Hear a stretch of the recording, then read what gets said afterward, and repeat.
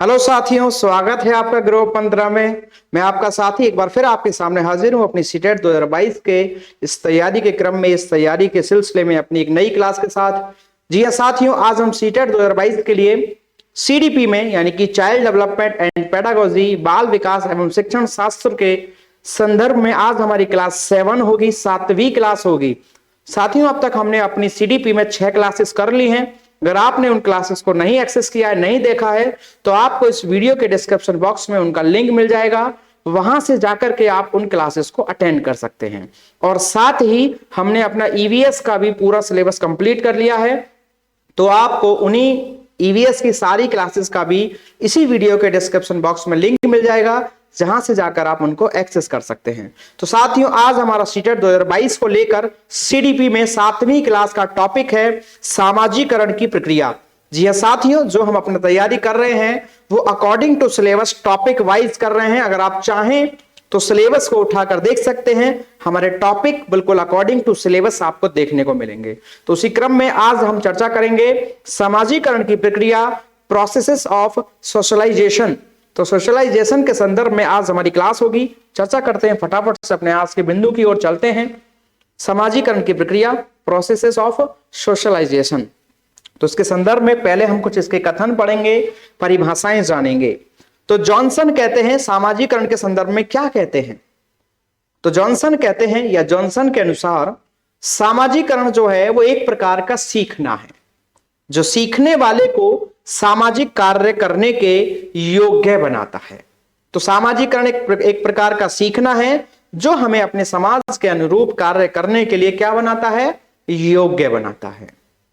वहीं दूसरा स्टेटमेंट है हार्टेल का। तो हार्टेल के अनुसार क्या है, यह एक वह प्रक्रिया है जिसके द्वारा व्यक्ति अपने आप को समुदाय के आदर्शों के अनुकूल बनाता है। क्या है हमारी सामाजिकरण? यह एक प्रक्रिया है जिसके द्वारा व्यक्ति अपने आप को अपने समुदायों के जो आदर्श हैं, जो नियम हैं, व्यवस्थाएं हैं, उनके अनुकूल या उनके अनुसार चलने के लायक बनाता है। वही क्या है, हमारा समाजीकरण है। किसके अनुसार? हार्टेल के अनुसार। वहीं इसी में एक दो परिभाषा और जानेंगे, क्योंकि परिभाषाएं ही हमारे किसी बिंदु को समझने में एक बेसिक रोल प्ले करती हैं, एक फाउंडेशन तैयार करती हैं। अगला स्टेटमेंट है ग्रीन के अनुसार। ग्रीन क्या कहते हैं, सामाजिकरण वह प्रक्रिया है जिसके द्वारा बच्चा सांस्कृतिक विशेषताएं, जो हमारी संस्कृति है, हमारी सभ्यता है, उसकी विशेषताएं, निज स्वरूप जो हमारा स्वरूप है, और हमारा जो व्यक्तित्व है, इन सब को प्राप्त कर पाता है। वही प्रोसेस क्या है, समाजीकरण है। किसके अनुसार? ग्रीन के अनुसार। वहीं स्वीवर्ट एवं ग्लिन के अनुसार क्या है, तो स्वीवर्ट व ग्लिन के अनुसार समाजीकरण वह प्रक्रिया है जिसके द्वारा लोग अपनी संस्कृति के विश्वासों, जो उनकी फेथ है, आसपास के लोगों की संस्कृति है, उनकी अभिवृत्ति है, किसी भी चीज को लेकर के उनका एप्टीट्यूड है, उनकी वैल्यूज यानी कि मूल्य हैं, और जो भी इनके रिचुअल्स यानी कि प्रथाएं हैं, उन सब को ग्रहण कर पाता है। वही क्या है, हमारा समाजीकरण है, अकॉर्डिंग टू स्वीवर्ट और गिलेन के अनुसार। समाजीकरण क्या है, हमारी संस्कृति के विश्वासों, अभिवृत्तियों, मूल्यों तथा प्रथाओं को ग्रहण करने की एक प्रक्रिया है। चलिए अब जानते हैं समाजीकरण और सामाजिक विकास से संबंधित बिंदु। तो साथियों, हम सभी जानते हैं इस बात को अच्छे से कि जो मानव है वो एक सामाजिक प्राणी है। सामाजिक प्राणी से मतलब हम अपने आसपास के लोगों के साथ सिम्बायोसिस करते हैं, यानी कि कुछ चीजें हम उनको देते हैं, कुछ वो हमें देते हैं, यानी कि हम लेन देन के द्वारा अपने जीवन का निर्वाह करते हैं, जिसमें विभिन्न प्रकार की सभी प्रकार की चीजें शामिल होती हैं, जिनका हम दिन प्रतिदिन आपस में एक दूसरे के साथ लेन देन करते हैं। कई बार उनके संदर्भ में हम पैसों के द्वारा करते हैं, कई बार व्यवहारिक रूप से, कई बार संवेगात्मक रूप से, व कई बार अन्य विभिन्न प्रकार से करते हैं। लेकिन कहीं ना कहीं हम एक दूसरे से विभिन्न प्रकार से दिन प्रतिदिन विभिन्न प्रकार के लोगों से, जिनको जानते हैं, जिनको नहीं भी जानते, विभिन्न प्रकार का विनिमय आदि करते हैं। इसी आधार पर कहा जा सकता है कि मानव क्या है, एक सामाजिक प्राणी, अर्थात समाज में रहता है और उन लोगों से विभिन्न प्रकार की क्रियाएं करता है। अर्थात मानव एक सामाजिक प्राणी है, वह समाज में रहता है और अपना विकास करता है। और सही मायने में अगर हम बात करें मनुष्य के संदर्भ में, तो उसका समाज के बिना विकास संभव ही नहीं है, अर्थात समाज के बिना उसका विकास क्या है, असंभव है। तो इसी को समाज के संदर्भ में कहीं ना कहीं महत्वपूर्ण माना गया है कि एक व्यक्ति क्या है, सामाजिक प्राणी है, क्योंकि इसके बिना इसका विकास संभव नहीं हो सकता। वैसे समाज में रहता है, उन्हीं के द्वारा विभिन्न प्रकार की क्रियाएं करता है और उसी के आधार पर अपना विकास करता है। वहीं वह समाज की परंपराओं को, जो भी हमारे आसपास के लोग हैं उनकी अपनी अलग अलग परंपराएं हैं, चाहे वो कोई भी धर्म हो, कोई भी जाति हो, कोई भी देश हो, कोई भी सीमा के आधार पर बात करो, जलवायु के आधार पर बात करो, हमारी विभिन्न विभिन्न प्रकार की परंपराएं देखने को मिलती हैं। हमारा रहन सहन का तरीका अलग अलग है, खान पान भिन्न है। जैसे हमारे देश में विभिन्नता में एकता कही गई है, लेकिन विभिन्नता विभिन्न प्रकार की है। हमारे देश में विभिन्न प्रकार के अलग अलग कपड़े पहनने वाले लोग मिल जाते हैं, अलग अलग प्रकार के भोजन करने वाले लोग मिल जाते हैं, अलग अलग प्रकार की भाषाएं बोलने वाले लोग मिल जाते हैं। भिन्न भिन्न प्रकार की जो भी उनकी परंपराएं हैं, चीजों को करने के तरीके बदल जाते हैं, लेकिन अर्थ और फाइनल जो रिजल्ट है, कंक्लूड है, वो लगभग सभी का समान है, लेकिन तरीके और वो सारी चीजें बदल जाती हैं। भोजन सभी एनर्जी के लिए कर रहे हैं, ऊर्जा के लिए कर रहे हैं, स्वस्थ रहने के लिए कर रहे हैं, लेकिन सबका भोजन भिन्न भिन्न है। सभी कपड़ों का चुनाव यानी कि जो भी वेशभूषा है उसका अपनी सुरक्षा की दृष्टि से करते हैं, लेकिन सबका अलग अलग है। सभी अपने घर मकान निर्माण करते हैं और सभी प्रकार अलग अलग प्रकार के घर हैं, लेकिन सबका उद्देश्य सुरक्षा की दृष्टि ही है, सुख और जो सुविधाओं से ही है, लेकिन सबका अपना अपना तरीका अलग है। शादी विवाह की सबके परंपराएं अलग अलग हैं, लेकिन सबका उद्देश्य एक परिवार के संदर्भ में ही है। तो कहीं ना कहीं विभिन्न प्रकार की चीजें हम आसपास देखने को मिलती हैं। हमारे समाज की विभिन्न परंपराएं हैं, अलग अलग उनके विचार हैं, उनके रहन सहन के तरीके हैं, लेकिन हम व्यक्ति, हम जिस भी समाज में जहां भी रहते हैं, वहां के लोगों के अनुसार, वहां की जलवायु के अनुसार, वहां के लोगों की सभ्यता के अनुसार, वहां के अपने धर्म जाति आदि आदि के आधार पर उन चीजों को अपनाते हैं। उन्हीं अपनाने वाली जो चीजें हैं हमारी, जिस प्रकार से हम अपने समाज की परंपराओं को, मान्यताओं को अपनाते हैं, उसी को ही हम हमारा क्या कह देते हैं, सामाजिक विकास कह देते हैं। और यही प्रोसेस क्या कहला जाती है, सामाजिकरण। तो इन चीजों का ग्रहण करना, अपने आसपास के लोगों की परंपराओं, रूढ़ियों, संस्कृति, विचारों, भाषा और उनकी कार्यशैली को अपने व्यवहार में शामिल करना, समायोजन करना ही क्या है, हमारा सामाजिक विकास है। और इस प्रोसेस को हम कह सकते हैं सामाजिकरण। क्या कह सकते हैं, सामाजिकरण कह सकते हैं। वहीं इसमें थोड़ा और जानेंगे अभी। इस प्रकार सामाजिकरण का अभिप्राय सीखने की उस प्रक्रिया से है जो जीवन भर सामाजिक गुणों को सीखने और उसे व्यवहार में ग्रहण करने से है, और वह सामाजिक प्राणी के रूप में परिवर्तित होने लगती है। अर्थात जब हम अपने आसपास के लोगों के गुणों को सीखते हैं, फिर उनको अपने व्यवहार में लागू करते हैं, इस प्रकार से समाज के अन्य लोगों के साथ क्या कर पाते हैं, व्यवहार कर पाते हैं, अपनी चीजों को साझा कर पाते हैं, विनिमय कर पाते हैं और अपने जीवन को जीते हैं, आगे बढ़ते हैं और अपनी आवश्यकताओं की पूर्ति करते हैं। तो उसी को ही सामाजिकरण कहा गया है। अर्थात एक व्यक्ति का सामाजिकरण ही क्या है, उसका सामाजिक व्यवहार को सीखना ही है। तो सामाजिकरण क्या है, एक प्रोसेस है जिसमें हम सामाजिक व्यवहार को सीखते हैं, अपने आसपास के लोगों के साथ अच्छा संबंध बनाना, समायोजन की क्षमता पैदा करना, आदि आदि चीजों को जो हम सीखते हैं, करते हैं, तो उसी प्रोसेस को ही सामाजिकरण कहा जाता है, जो कि हमारे सभी लोगों की भिन्न भिन्न है, लेकिन हम अपने आसपास के लोगों के अनुरूप जो वो चाहते हैं हम उनको अपनाते हैं, उसी को ही क्या कहा जा रहा है, सामाजिक विकास। जैसे एक एग्जाम्पल आपके सामने है, एक शादी विवाह एक जीवन का बड़ा एक महत्वपूर्ण एक परंपरा या विधि कह सकते हैं आप, जो जीवन का आगे तक कहीं ना कहीं चीजें चलती हैं। तो ये अलग अलग धर्मों की है। एक धर्म में कन्यादान होता है, तो एक में जो है लिखित पढ़त होकर के जब विवाह होता है, तो एक में कैंडल जलाकर होता है, या भिन्न प्रकार की इनकी अपनी अपनी वो है, और भी बहुत सारी चीजें हैं। तो एक में निकाह कहते हैं उसको, एक को विवाह कहते हैं, एक को मैरिज कहते हैं, लेकिन सबके अर्थ, मायने और फाइनल कंक्लूड तो समान ही हैं, लेकिन सबके अपने अपने तरीके, मान्यता और उनके प्रचलन भिन्न भिन्न हैं। और जब हम उनको अपने आसपास के लोग अपने धर्म, जाति, समुदाय के अनुसार जब ग्रहण करते हैं, अपनाते हैं और अपने व्यवहार में लागू करते हैं, तो उसी को सामाजिकरण या सामाजिक विकास के नाम से जाना जाता है। उम्मीद है आपको इतनी बात समझ में आई होगी। आगे चलते। जब बच्चा जन्म लेता है, अब ये बहुत ही महत्वपूर्ण बात है जो बिल्कुल डायरेक्ट एग्जाम में क्वेश्चन बनाता है। अब तक की जो हमने बातें जानी वो एक समझ वाली बात थी कि सामाजिकरण होता क्या है, सामाजिक विकास होता क्या है। अब ये बिल्कुल वो बिंदु है जो एग्जाम में क्वेश्चंस भी बनाते हैं और एक फैक्चुअल पॉइंट के साथ साथ कॉन्सेप्चुअल पॉइंट, दोनों प्रकार के पॉइंट्सों में काम करते हैं।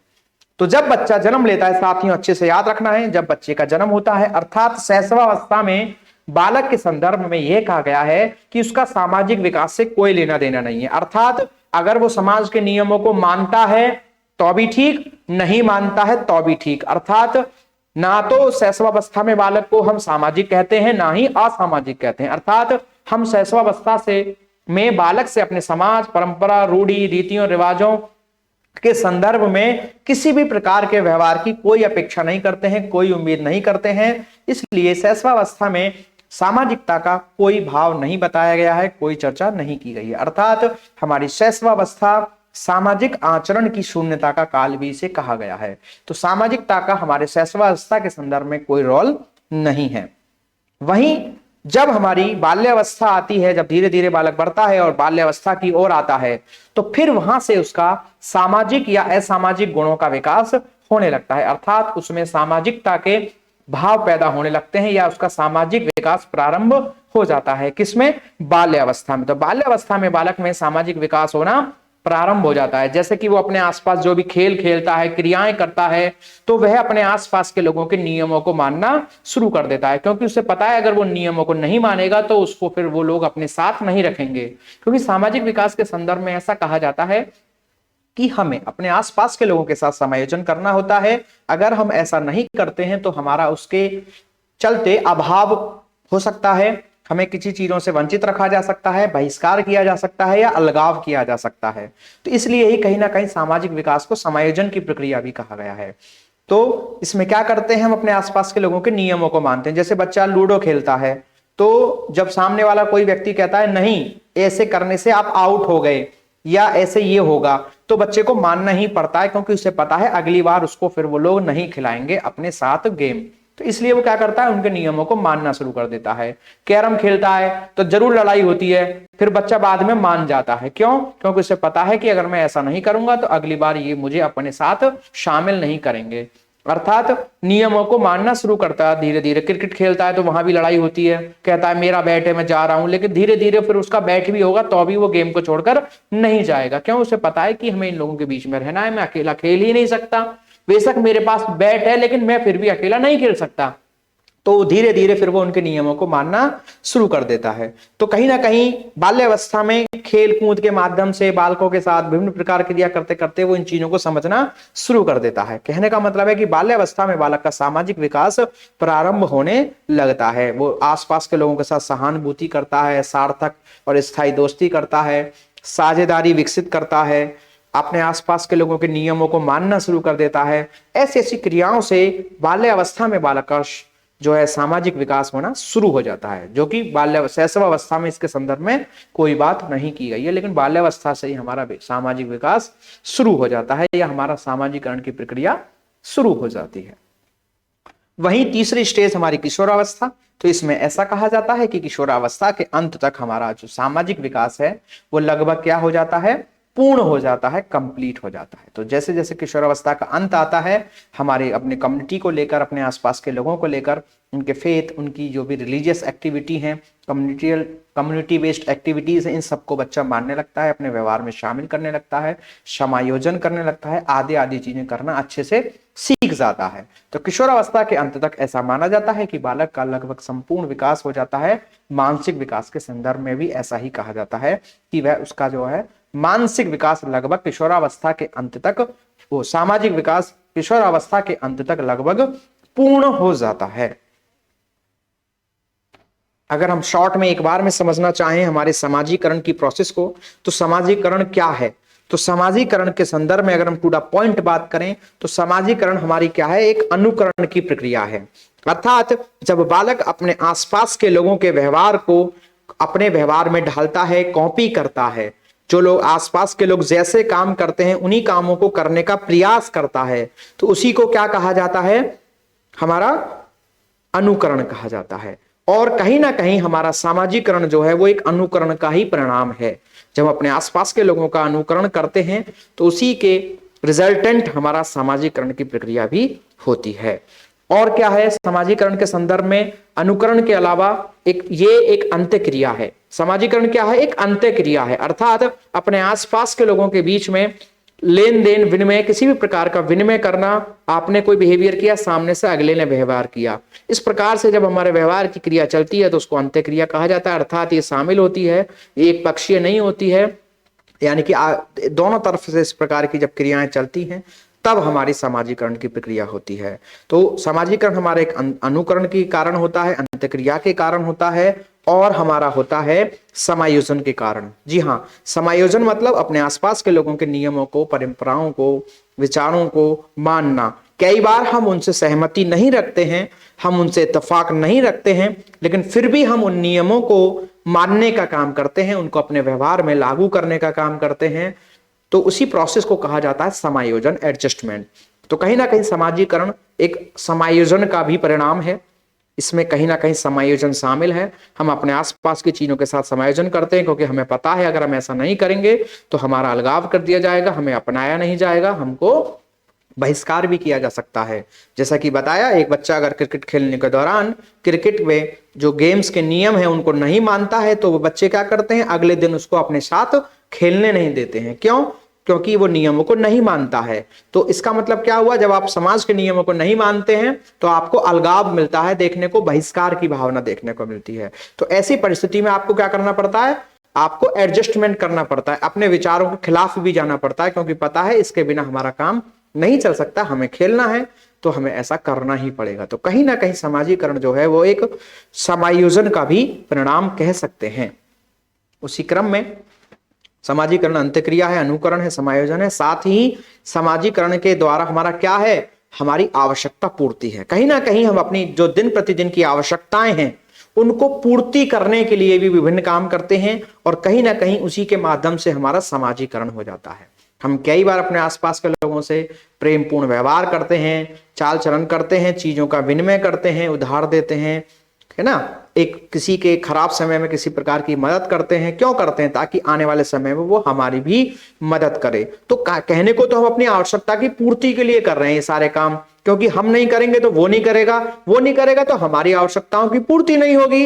लेकिन कहीं ना कहीं इसी बहाने हमारा क्या हो जाता है, समाजीकरण हो जाता है। क्या हो जाता है? हमारा सामाजिक विकास हो जाता है। तो साथियों, हमने जाना समाजीकरण को कि ये क्या है, अनुकरण, अंत्यक्रिया, आवश्यकता की पूर्ति तथा समायोजन का ही परिणाम है। इन सब की क्रियाओं के कारण ही हमारा क्या होता है, समाजीकरण होता है। उम्मीद है आपको अच्छे से समझ में आया होगा। जानते हैं अगला बिंदु, समाजीकरण क्या है? तो समाजीकरण एक ऐसी प्रक्रिया है जो व्यक्ति को सामाजिक प्राणी बनाती है, एक अच्छा व्यक्ति बनाती है, अपने समाज के लायक बनाती है। इसके अभाव में व्यक्ति सामाजिक प्राणी नहीं बन सकता, अपने समाज के लोगों के बीच रहने के लायक नहीं बन सकता, वह अपना विकास नहीं कर सकता है।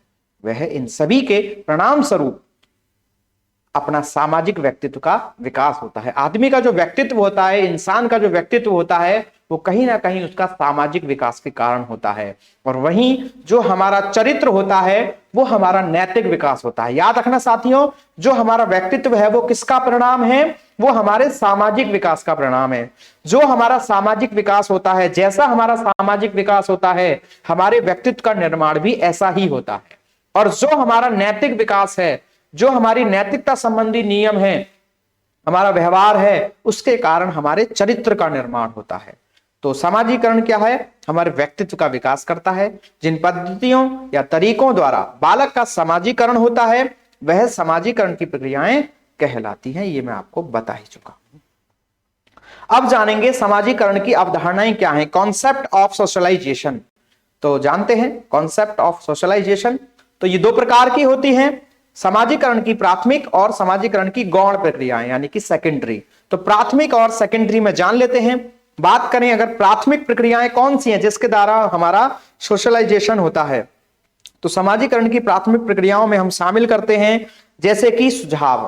बिल्कुल साथियों, जैसे हमारे घर के सदस्य होते हैं, माता पिता होते हैं, बच्चे होते हैं, कुछ नियमों को फॉलो करते हैं, कुछ रीति रिवाजों को फॉलो करते हैं, मान्यताओं को, परंपराओं को अपनाने के सुझाव मिलते हैं ना इन सब चीजों के। किसके द्वारा? हमारे माता पिता या परिवार के सदस्य। तो हमारा समाजीकरण होता कैसे है? तो कहने का मतलब है प्राथमिक स्तर पर कौन कौन सी प्रक्रियाएं हैं, प्रोसेस होती है जिससे हमारा सामाजिक विकास होता है या समाजीकरण की प्रक्रिया दो प्रकार से होती है। पहले प्राथमिक स्तर पर कैसे होगी, स्टार्टिंग कैसे होगी? तो प्राथमिक स्तर पर होती है अपने घर परिवार या आसपास के लोगों से। उसमें कौन कौन सी चीजें शामिल है? जैसे सुझाव, हमारे घर परिवार के लोग हमें बताते हैं कौन सी चीज हमें कैसे करनी है। जैसे हमारे हिंदू धर्म में विभिन्न प्रकार के संस्कार हैं, 16 संस्कार हैं, वो किए जाते हैं। तो ये सब सुझाव ही तो मिलते हैं हमें घर हमारे परिवार के द्वारा। वो हमें बताते हैं ये चीज ऐसे की जाएगी, इनको ऐसे अपनाना है, इनको ऐसे करना है। तो बालक उन सामाजिक नियमों, प्रथाओं तथा विचारों को ग्रहण करता है और इस प्रकार से वह समाज का सदस्य बनता है। तो शुरुआत जो होती है प्राथमिक स्तर पर समाजीकरण के संदर्भ में जो प्रक्रियाएं हैं, वो पहली है सुझाव। पहले उसको अपने घर में अपने आसपास के लोगों से सुझाव मिलते हैं। उसके बाद वह क्या करता है? उसकी पालन पोषण की जो विधियां हैं उनके कारण सामाजिकरण होता है। अर्थात जब बच्चा जन्म लेता है तो वो असहाय होता है, वो कुछ जानता नहीं है, तो उसके माता पिता जैसे भी उसकी देखभाल करते हैं, जैसे भी उस चीजों को उसमें ढालते हैं, वो उसी प्रकार से अपने नियमों को ग्रहण करता है। जैसे भी उसके घर में रिचुअल्स होते हैं, पालन पोषण उसी प्रकार से होगा कहीं ना कहीं, और उसी के द्वारा उसका कहीं ना कहीं सामाजिक विकास प्रभावित होता है, उसकी सामाजिकरण की प्रक्रिया होती है। जिसमें कैसा माना गया है कि पालन पोषण की विधियां में सामाजिकरण के संदर्भ में मां का बहुत ही महत्वपूर्ण रोल माना गया है। मां की भूमिका जो है वो अत्यधिक महत्वपूर्ण मानी गई है सामाजिकरण की प्रक्रिया में, क्योंकि बालक सुझाव के बाद अगर हम बात करें तो माता के द्वारा बताई हुई चीजें, की हुई चीजें, इनको बालक बहुत अच्छे से मानता है। जो नियम होते हैं, नियमों को मानने की क्षमता होती है बालक में, ये कहीं ना कहीं यहीं से विकसित होती है। वहीं प्राथमिक प्रक्रियाओं में सुझाव के बाद, पालन पोषण की विधियों के बाद नंबर आता है अनुकरण का। फिर बालक का सामाजिकरण कैसे होता है? अनुकरण के माध्यम से। जब बच्चा छोटा होता है तो वो क्या करता है? अपने आसपास की जो भी चीजें होती हैं उन्हें अच्छे से देखता है और उन्हीं का अनुकरण करता है, अर्थात उन्हीं व्यवहारों को, उन्हीं क्रियाओं को करने का प्रयास करता है, उन्हीं कामों को करता है, और उसी के परिणाम स्वरूप हमारा क्या होता है? सामाजिकरण होता है। कहीं ना कहीं जो अनुकरण है वो हमारी सामाजिकरण की प्रमुख सीढ़ी मानी गई है। जी हाँ साथियों, अनुकरण जो है सामाजिकरण की एक प्रमुख सीढ़ी मानी गई है।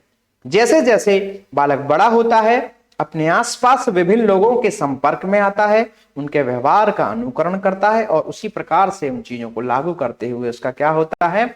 सामाजिक विकास होता है। और इसी प्रोसेस को क्या कहते हैं? सामाजिकरण कहते हैं। क्या कहते हैं? सामाजिकरण कहते हैं। इसी के साथ हम बात करें सामाजिकरण की गौड़ प्रक्रिया सेकेंडरी लेवल पर। ये प्राथमिक स्तर पर रही, जो अपने आप से हो रही है, इसमें कोई ज्यादा कोई जोर नहीं दे रहा है, बस अपने आप से हो रही थी वो। लेकिन यहां पर अब थोड़ा सा कुछ माहौल क्रिएट किया जाएगा, कुछ चीजें शामिल की जाएंगी, उसको कहेंगे सामाजिकरण की गौड़ या सेकेंडरी प्रोसेसेस ऑफ सोशलाइजेशन। जानते हैं, इसी में पहला है प्रतियोगिता। जी हां साथियों, प्रतियोगिता का अर्थ होता है दो या दो से अधिक व्यक्तियों द्वारा किसी वस्तु को प्राप्त करने का प्रयास करना। वहां तक चीजें स्वतः हो रही थी, स्वाभाविक रूप से हो रही थी। अब बच्चे के सामने ऐसी विभिन्न परिस्थितियां आती हैं जिनमें उनको काम करना होता है। तो बच्चा चाहता है कि मेरा नाम हो, मेरा मान सम्मान हो, मुझे इज्जत मिले, मेरे माता पिता मुझे प्यार करें, मेरे पड़ोसी मुझे इज्जत दे, मेरी बेइज्जती ना हो। इस प्रकार से वो इन चीजों से बचने के लिए कि मेरी बेइज्जती ना हो, मेरा सम्मान बना रहे, इन कारण से भी वो विभिन्न प्रक्रियाओं को करता है, काम करता है, जिसके कारण उसका क्या होता है? सामाजिक विकास होता है। यानी कि उसको अपने आसपास के नियमों को, रूढ़ियों को, परंपराओं को मानना पड़ता है। कहीं ना कहीं जो हमारे आसपास के नियमों को मानता है, परंपराओं को मानता है, अच्छे से बिहेव करता है, हम उसकी तारीफ करते हैं, और वो बच्चे को कैसा लगता है? अच्छा लगता है। देखा होगा अक्सर बच्चा झूठ बोलता है तो क्या बोल देते हैं? जैसे एग्जाम्पल दिया है मैंने, झूठ बोलना पाप है, तो बच्चे को लगता है झूठ बोलना पाप है, तो बच्चा झूठ नहीं बोलता है। तो क्यों? क्योंकि उसको पता है मैं झूठ बोलूंगा तो पाप लगेगा, बुरा होगा, मैं बुरा इंसान बन जाऊंगा, ऐसी ऐसी सोच रखता है। तो इसलिए उसके मन में प्रतियोगिता चलती रहती है, द्वंद्व में रहेगा, भाई मुझे ऐसा नहीं करना है। तो कहीं ना कहीं यहाँ पर कुछ एक्टिविटी शामिल होगी जिनके कारण हो रहा है। तो वो अब अच्छा बनना चाहता है, और अच्छा बनने के लिए उसको कुछ चीजें माननी पड़ेंगी, और उसी के कारण उसका क्या हो जाएगा? सामाजिक विकास हो जाएगा। बच्चा झूठ नहीं बोलेगा क्योंकि उसको पता है झूठ बोलना पाप है, पाप करूंगा तो यानी कि बुरा इंसान बनूंगा, लोग मेरी बेइज्जती करेंगे, मेरे सम्मान नहीं करेंगे, मुझे बुरा कहेंगे। इस प्रकार से वो चीजें करता है। वहीं इसमें सेकंड है हमारा सहयोग। हम अक्सर सिखाते हैं कि आपको सहयोग करना चाहिए एक दूसरे को। अगर आप दूसरे को अपनी चीजें नहीं देंगे तो वो तुम्हें नहीं देगा, कहीं ना कहीं अलगाव होगा, बहिष्कार होगा। तो हम इस चीजों के संदर्भ में भी बचने के लिए भी कई बार मिलजुल कर रहते हैं, और उस कारण भी हमारा सामाजिक विकास होता है। सहयोग का अर्थ होता है मिलकर काम करना। बालक छोटी आयु में ही सहयोग करना सीख जाते हैं। बालक पहले अपने परिवार के लोगों का सहयोग करते हैं, फिर अपने दोस्तों का करते हैं, फिर जिस समाज में रहते हैं उनके अन्य लोगों के साथ करते हैं, फिर धीरे धीरे उन लोगों के साथ भी सहयोग करते हैं जिनको वो जानते भी नहीं है।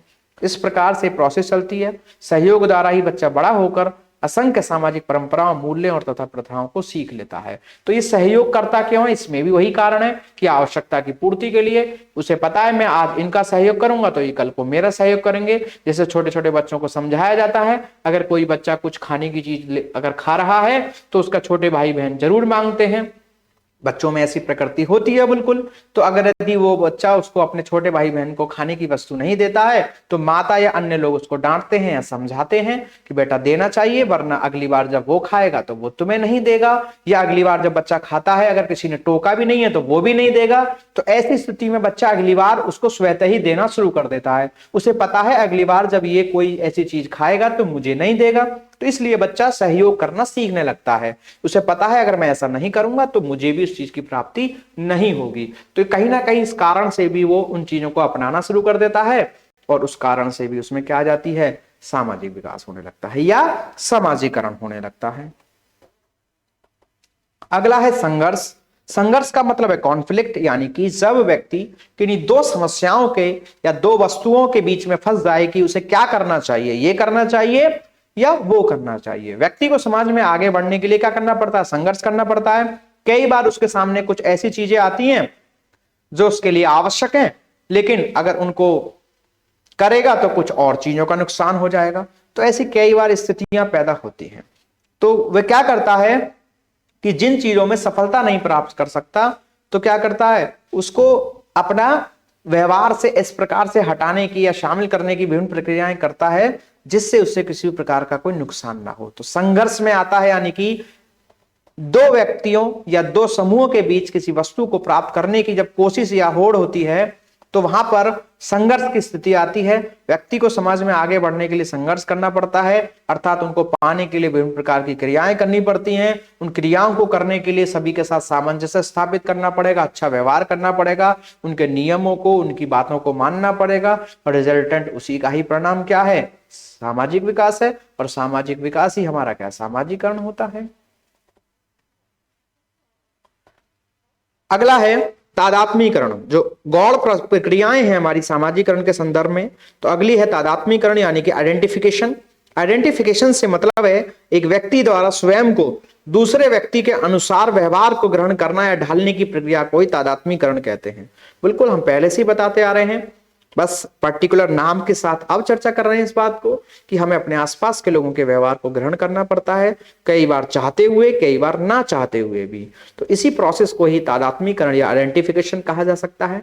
ज्यादातर बच्चे अपने घर परिवार, आस पड़ोस और जो भी संगी साथी हैं, संबंधी हैं, सभी के साथ, शिक्षकों के साथ, मित्रों के साथ क्या करते हैं? तादात्मीकरण स्थापित करते हैं, क्योंकि पता है उन्हें कि अगर वो ऐसा नहीं करेंगे तो वही बात है कि उनको समाज में इज्जत नहीं मिलेगी, उनको मन माफिक चीजों में शामिल होने का मौका नहीं मिलेगा, उनको उस प्रकार की संसाधन और सहायता आदि नहीं मिलेगी, और हो सकता है उनका बहिष्कार भी किया जा सके, अलगाव भी किया जा सके। तो ऐसी परिस्थितियों में उसको चाहते और ना चाहते हुए दोनों ही परिस्थितियों में अपने आसपास के लोगों के साथ समायोजन करना पड़ता है, उनके व्यवहार को अपनाना पड़ता है, उनकी चीजों को करना पड़ता है। उसी को तादात्मीकरण या आइडेंटिफिकेशन के नाम से कहा जा सकता है। तो ये बात रही बच्चे के सामाजिकरण के संदर्भ में कौन कौन सी चीजें शामिल होती हैं, किस प्रकार से उसका सामाजिकरण होता है। अब हम जानेंगे कि हम सामाजिकरण पढ़ क्यों रहे हैं, अर्थात सामाजिकरण का हमारे शिक्षा में क्या योगदान है, हम क्यों जान रहे हैं सामाजिकरण को, या शिक्षा में सामाजिकरण का क्या फायदा है। तो जानते हैं इसी बात को। तो बच्चों के सामाजिकरण में शिक्षा का योगदान की अगर हम बात करें तो बच्चे के सामाजिकरण में शिक्षा, अध्यापक का, शिक्षा का, इन सब चीजों का बड़ा ही विशेष योगदान है। तो जानते हैं कि इससे क्या क्या फायदे मिलते हैं। अगर हमारा सामाजिकरण हो रहा है तो समझो हमारा किसका विकास हो रहा है, हम कौन सी चीजों में उपलब्धि हासिल कर रहे हैं, हमारी किन चीजों का निर्माण हो रहा है। तो बात करें तो उसी में पहला होगा हमारे व्यक्तित्व का विकास हो रहा है। अगर हमारा सामाजिकरण हो रहा है, अगर हमारा सामाजिक विकास हो रहा है तो क्या हो रहा है? हमारे व्यक्तित्व का विकास हो रहा है। अर्थात जब बच्चा स्कूल या कॉलेज में दाखिला लेता है तो उसके बाद ही विद्यार्थियों के व्यक्तित्व का सर्वांगीण विकास होने लगता है। शारीरिक रूप से, मानसिक रूप से, क्रियात्मक रूप से, भाषात्मक रूप से हम में अंतर पाए जाते हैं ना, तो किसके कारण हो रहे हैं? सामाजिकरण प्रोसेस के कारण हो रहे हैं। हम शिक्षकों से, मित्रों से, सभी के साथ व्यवहार करते हैं, तो जब जो भी सब कुछ कर रहे हैं वो हमारे व्यक्तित्व का निर्माण कर रहे हैं। हमारे सोचने का तरीका, काम करने का तरीका, अपनी चीजों को क्रिएट करने का तरीका, सीखने का तरीका, चीजों को बनाने का तरीका, सब कुछ प्रभावित होता है। चलने का, बोलने का, अपनी बात को एक्सप्रेस करने का, सभी चीजों का हमारा विकास होता है। और यही चीजें, जो गुण हैं हमारे, कहीं ना कहीं हमारे व्यक्तित्व को प्रभावित करते हैं, या यही हमारे व्यक्तित्व है। ठीक है, तो कहीं ना कहीं हमारा सामाजिकरण की प्रक्रिया जो है वो हमारे व्यक्तित्व का विकास करती है, बिल्कुल व्यक्तित्व का विकास करती है। अगला है हमारा सामाजिकरण प्रोसेस के कारण क्या होता है? हम सामाजिकरण प्रोसेस के द्वारा अपने अधिकारों तथा कर्तव्यों को जान पाते हैं कि हमारे अधिकार क्या हैं, हमें कौन सी चीजें मिलनी चाहिए, किन चीजों पर हमारा अधिकार है, और हमें अपने आसपास के लोगों के लिए क्या करना है, उनके लिए हमारे क्या ड्यूटीज बनती हैं, हमें उनके लिए कौन सी चीजों को छोड़ना चाहिए, कौन सी चीजों के लिए उनको प्रोत्साहित करना चाहिए, कौन सी चीजों को उनके लिए हमें छोड़ना पड़ेगा। इन सब बातों की जानकारी भी हमें किसके कारण मिलती है? सामाजिकरण के द्वारा मिलती है। फिर वे अपने कर्तव्यों का पालन करने लगते हैं और अपने अधिकारों को समझ जाते हैं, उसे ही क्या कहते हैं? सामाजिकरण। तो कहीं ना कहीं सामाजिकरण के कारण हमारे अधिकारों और कर्तव्यों का भी ज्ञान होता है, और इस प्रकार से हम इन चीजों को जब समझेंगे तो हमें जीवन में आगे बढ़ने में मदद मिलती है। अगला है संस्कृति का ज्ञान। बिल्कुल, हमारे सामाजिकरण से हमारी संस्कृति का हमें ज्ञान होता है कि कौन सी चीज हमारे यहाँ कैसे होती है। मैंने पहले भी बताया, हमारे देश में एक अनेकता में एकता है, विविधता है हमारी, फिर भी हम लोग एक हैं। अलग अलग खान पान है, अलग अलग बोलचाल है, अलग अलग कपड़े पहनने का तरीका है, सब कुछ अलग अलग है, लेकिन फिर भी हम इस देश में रहते हैं। हमारी संस्कृति भिन्न भिन्न प्रकार की चीजों में शामिल है, बहुत सारी चीजें हम अलग अलग प्रकार से करते हैं। तो शिक्षा द्वारा ही बच्चे अपनी संस्कृति अर्थात रीति रिवाजों, परंपराओं, धार्मिक मान्यताओं आदि के बारे में जानते हैं। अतः संस्कृति भी बच्चों के सामाजिकरण को क्या करती है? बढ़ावा देती है। क्या करती है? संस्कृति हमारे बच्चों के सामाजिकरण को बढ़ावा देती है। अर्थात संस्कृति सामाजिकरण मेरे हिसाब से तो कहीं ना कहीं एक ही प्रोसेस है। संस्कृति को जानना ही सामाजिकरण है, सामाजिकरण हो गया तो समझो हमने अपनी संस्कृति को जान लिया। इसी क्रम में अगला है नियमों का पालन। बिल्कुल, सामाजिकरण क्या है? इससे हमें क्या फायदा मिलता है? हम नियमों को मानते हैं, हम अपने आसपास के जो भी चीजें हैं, कायदे कानून है, कैसे लोगों के साथ व्यवहार करना है, कौन से गलत काम है, कौन से ठीक काम है, किस प्रकार के कार्यों को हमें बिल्कुल नहीं करना है, किस प्रकार के कार्यों के संदर्भ में हमें दंड मिलेगा, आदि आदि चीजों का ज्ञान होता है, और हम अपने नियमों को अच्छे से पालन करते हैं। तो अगर सामाजिकरण हो गया आपका तो समझो हमने नियमों को पालन करना सीख लिया। अर्थात सामाजिकरण के द्वारा हमें नियमों को पालन करने की क्षमता पैदा होती है, हम एक अच्छे नागरिक बन सकते हैं या बनते हैं। उसी में अगला है विभिन्न लोगों से संपर्क। बिल्कुल, जब हमारा सामाजिकरण होता है तो हम अनेक प्रकार के, भिन्न भिन्न प्रकार के लोगों से मिलते हैं। सभी की संस्कृति, परंपराएं, रूढ़ियां अलग अलग हो सकती हैं, और भिन्न भिन्न प्रकार से उनसे मिलते हैं और हमारा संपर्क बनता है, और हम भिन्न प्रकार से उनकी चीजों को अपने व्यवहार में भी शामिल करते हैं। कुछ सामने वाले करते हैं, कुछ हम करते हैं, और कहीं ना कहीं फिर उन चीजों का चुनाव करते हैं जो हम दोनों के लिए ही सही होती हैं। तो स्कूल तथा कॉलेज में प्रवेश लेने के बाद विद्यार्थी अनेक लोगों के संपर्क में आते हैं, उनसे सामाजिक संपर्क बनता है, जिसके कारण ही हमारा क्या होता है? सामाजिकरण होता है। तो सामाजिकरण से मतलब विभिन्न लोगों से संपर्क होता है, या विभिन्न संपर्कों के द्वारा हमारा सामाजिकरण का प्रोसेस होता है। अगला है समायोजन। जी हाँ साथियों, शिक्षा द्वारा बच्चों में समायोजन की भावना विकसित होती है, एडजस्टमेंट की। देखिए, जैसे बच्चा एक ही ईयरफोन को दोनों शेयर करके यूज कर रहे हैं, क्योंकि पता है अगर एक ही लेगा तो मम्मी छीन के रख लेगी, मम्मी कहेगी ना तुमको दूंगी ना तुमको दूंगी, अगर तुमको दूंगी तो तुम रोने, दूसरा बच्चा रोएगा, दूसरे बच्चे को देने की स्थिति में पहला बच्चा रोएगा, तो माता क्या कहती है? मैं छीन लूंगी। तो बच्चा क्या करता है? ऐसी परिस्थिति में समायोजन या एडजस्टमेंट कर लेता है। तो वो आपस में कोऑर्डिनेट कर लेते हैं कि ठीक है, एक ईयरफोन तुम अपने कान में लगा लो, एक मैं लगा लेता हूं, ताकि दोनों सुनते रहेंगे। तो कहीं ना कहीं समायोजन है की भावना हमारे अंदर पैदा होती है। किसके कारण? सामाजिकरण के कारण। या सामाजिकरण ही क्या है? हमारा समायोजन है। दोनों एक ही बात है, पूर्ण रूप से एक दूसरे में बिल्कुल गुथे हुए हैं। तो शिक्षा द्वारा बच्चों में समायोजन की भावना विकसित होती है। शिक्षा काल में बालक एक दूसरे के साथ रहते हैं और अपने विचारों का आदान प्रदान करते हैं। इस कारण से भी बच्चों अपने क्या कर पाते हैं? समायोजन करना सीख पाते हैं। अतः इस द्वारा हम बातों से कह सकते हैं कि बच्चों के सामाजिकरण में शिक्षा की बहुत ही महत्वपूर्णता है। जिस प्रकार सामाजिकरण करने के लिए शिक्षा महत्वपूर्ण है, उसी प्रकार से शिक्षा में भी सामाजिकरण का विशेष महत्व है। दोनों एक दूसरे से बिल्कुल मिले हुए हैं, जुड़े हुए हैं। विद्यालय में शिक्षा प्राप्त करते हुए बालकों में बहुत से गुणों का विकास होता है। वे अपने विभिन्न रीति रिवाजों, परंपराओं, अधिकारों, कर्तव्यों, भावनाओं आदि द्वारा अपने ज्ञान में क्या करते हैं, वृद्धि करते हैं। इसी के साथ आज की क्लास का अंतिम बिंदु चर्चा करेंगे बिल्कुल, और बहुत ही आवश्यक सीटेट में अक्सर पूछे जाने वाला कि जेंडर क्या है। तो जेंडर हमारा या लिंग क्या है, तो ये हमारी एक सामाजिक संरचना है। अर्थात पुरुष और महिलाओं को लेकर जो हमने अपनी सोच विकसित की गई है कि महिलाएं घर में खाना बनाने के लिए हैं, अपना अगर गेम खेलेंगी तो बैडमिंटन खेलेंगी, लूडो खेलेंगी, लड़के हैं तो क्रिकेट खेलेंगे, फुटबॉल खेलेंगे, कार चलाएंगे, लड़कियां हैं तो साइकिल चलाएंगी बस, या चलाएंगे तो स्कूटी चला लेंगी, बाइक नहीं चलाएंगी या कार नहीं चलाएंगी।